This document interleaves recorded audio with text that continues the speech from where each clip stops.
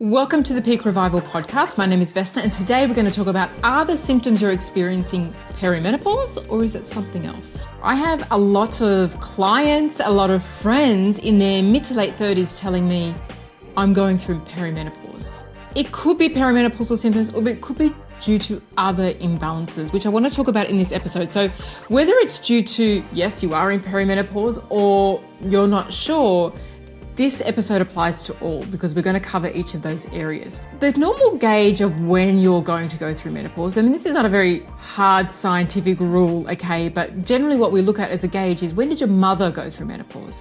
And that gives us a bit of an indication of when we're most likely to go through menopause, okay? So if that's not where you are right now, then it could be something else that's creating these symptoms. These symptoms such as fatigue, low mood, depression, heavy kind of emotions and feelings, brain fog where it feels like you can't concentrate, you don't have the focus, you're forgetting things that it feels like dementia, right? You just don't have that mental power there. And maybe you're noticing heavier periods or changes with your periods and weight gain. Okay, so they're all symptoms of perimenopause, but they can be due to other imbalances. And so one of those imbalances is thyroid dysfunction or low thyroid function. So this can look like perimenopause, and the way that you can identify if you do have a thyroid imbalance is by doing some thyroid tests. Now, there is no test to diagnose whether you're going through perimenopause, okay, because sometimes we can't see the hormonal changes till pretty much once you're in menopause, okay? And so what you want to have a look at are these other markers. So thyroid dysfunction, so low thyroid function is going to look like perimenopause. So we're going to feel tired, we're going to feel all of those symptoms. And the way that we check that is through a pathology test. And we want to make sure that you're getting the complete thyroid panel. So quite often, if you go to the GP, they're most likely going to check just your TSH, okay? Now that's not enough to detect whether your thyroid is in balance, okay? We've got thyroid antibodies, we've got free T3, free T4. They're all important to check to see if that is actually creating your symptoms. Because the other thing is, if you are going through perimenopause, this is one of the biggest areas that we look at for perimenopause is thyroid health. Because what ends up happening is that we look at perimenopause as, right, all of the symptoms that women get through perimenopause is due to hormonal changes, when it's really due to hormonal imbalances that have been building up over time and that eventually catch up with us, right? So at any major point in our life, puberty, pregnancy, perimenopause, we are more prone to thyroid imbalances, okay? And so this is an area whether you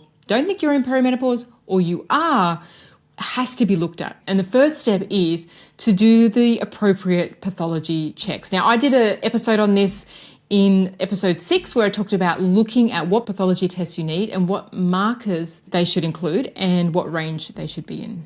So the thyroid manages our metabolism. So we're going to feel, when our metabolism is affected, if we've got low thyroid function, we're going to feel tired, we're going to feel sluggish, we're going to not detoxify as well, we're not going to have the brain power. So again, you can see it points to all of those symptoms.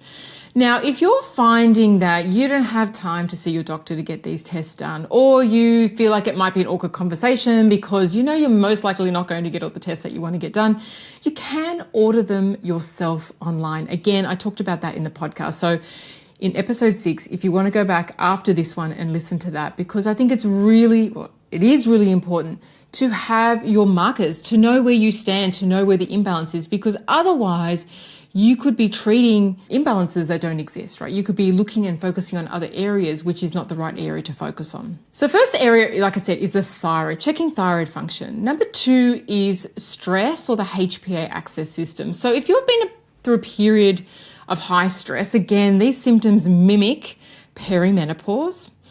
And I find that when women who are going through perimenopause, and it's very often, they're burnt out, they're very, very tired, they're exhausted. Anyway, coming into that because they've had a very stressful work, career, children, managing aging parents, finances, whatever it is, they're going through a stressful period, then the transitional time comes up and they get hit much harder with the symptoms. And the reason is because as we go through that transition from, perimenopause into menopause, we are going to rely on this HPA system. So our adrenals, so the HPA is the hypothalamic pituitary adrenal axis. The adrenals are part of our stress response system, and they start to produce hormones necessary for our transition, our easy transition into menopause. And so if we're coming into this stage in our life burnt out, exhausted, like completely spent, nothing left in the tank, well, naturally those glands are already taken up, right? The energy's taken up to do keeping you going because you're exhausted and constantly under stress. The number one priority is not for hormonal production, right? And so you're really going to feel the impact there. So looking at these areas, if you're probably nodding going, yes, this is me. I'm definitely been really stressed. Okay, so even if you don't feel like you have, this is still an area that needs support, right? Because as we transition into menopause, we want to support the adrenals with a low stress life. We want to make sure that we regular meals, we have good nutrition in the body, getting good amounts of sleep, all of the things that are going to help our body to restore itself and our nervous system to restore. So we're able to take the pressure off the adrenals, and then our body can focus this energy on hormone production. And the third thing is the diet. Okay, so I see women who have either been on a low calorie diet, which means it's a low fat diet, and they have these symptoms of perimenopause. Now, we need essential fats. We need good fats because they make cholesterol, right? We need cholesterol. Cholesterol makes our hormones. And if we have been on a low fat diet, which is normally a low calorie diet, we're not going to be getting enough of those essential fats, and we're not going to have enough to produce the hormones that we need. So it's going to feel like we're going through perimenopause, but we're really deficient because of our nutrition is very low. So have a look at how often are you maybe eating out. So that's going to be the wrong types of fats.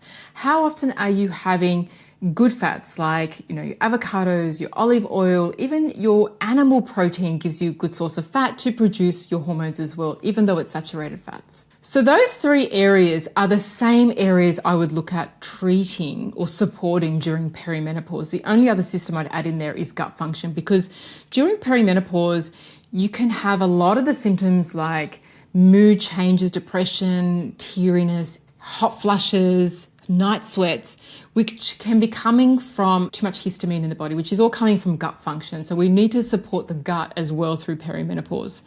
So those three key areas are the first ones that I would look at. Thyroid function, getting a test done, looking at what you can do to support the thyroid. And I talk about that in episode number 6.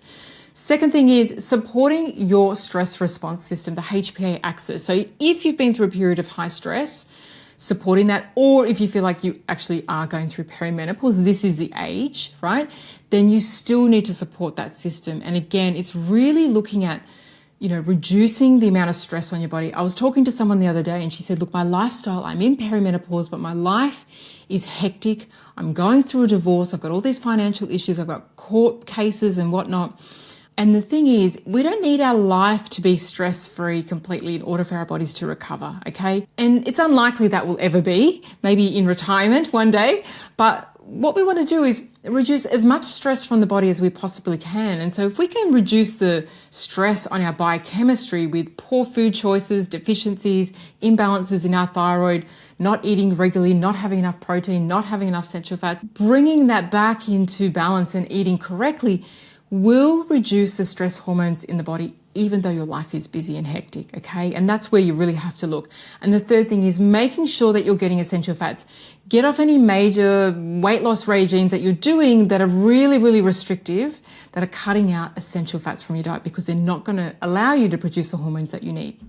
So just as a final note, I just want to say that I know that when a lot of women go to their GP or their doctor, if they're in a certain age group, it can be put down really easily as perimenopause and just brushed to the side, right? So I've had women in my communities that are really burnt out, and once they've restored their physical health and mental health from the burnout, their symptoms of perimenopause disappeared. And so I really want to encourage you to do your own investigations, even if you feel like, you can't get the support or you can't get the test done that you need from your doctor, then do them yourself. You can order them online. They get interpreted for you, and you can have a look at where your imbalances are and then take the appropriate action from there, rather than suffering with these symptoms thinking, okay, well, I'm in perimenopause and this will take 10 years and this is where I'm at, okay? So it really doesn't have to be like that. There is a lot that you can do. Let me know in the comments below if you're feeling like you're in perimenopause and after listening to this, you're thinking, actually, maybe I am not, and maybe I could do these extra investigations. Let me know.